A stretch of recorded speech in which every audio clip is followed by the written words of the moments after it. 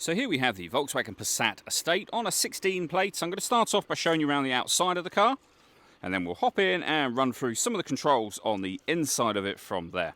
From the outside though, you can see it's a 5-door car with alloy wheels. Plenty of boot space, as I'll show you now. As you can see, and you can increase this space further should you wish to, by folding down any or all of the 3 rear seats as well. Okay, so we're just going to work our way back around to the front of the car, and then we'll hop in and run through some controls on the inside of it from there. But now that we've done a full circle, you can see it's in lovely condition the whole way round.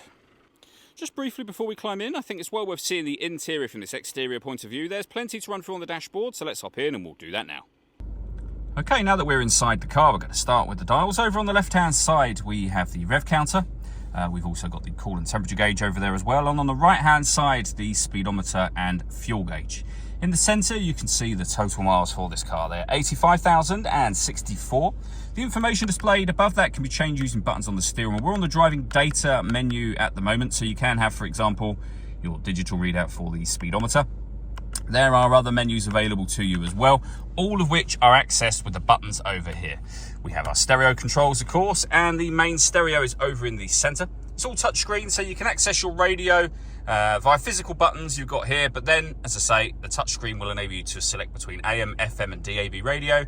You can look at your stations, etc. on here as well. If you want to listen to your own music, press the media button, and then again on the screen, we've got these various options, which include Bluetooth audio. So not only can you make and receive phone calls, you'll also be able to stream your music wirelessly as well. Once you paired your phone, which is done by hitting Find Telephone and following the instructions on screen from there. We have the main volume for the stereo on the left-hand side there. If I move the gear lever out of the way, you can see the air conditioning. So you can adjust the temperature, fan speed, and the direction you'd like the air to be distributed in. The air conditioning is on at the minute, so that's off, back on. We have our rear heated screen. This button here will recirculate the air conditioning. That's a great way of heating it up or cooling it down, depending on the temperature you set over here, of course, and you can turn the whole system off from there should you wish to. We can open up this to reveal a 12-volt charging socket and some storage. We have the gear lever for the fully automatic gearbox. This button starts and stops the engine. You just need to make sure the key is in the car with you. And this button turns off the stop and start. This car is designed to cut out when it's stationary in traffic to save you fuel.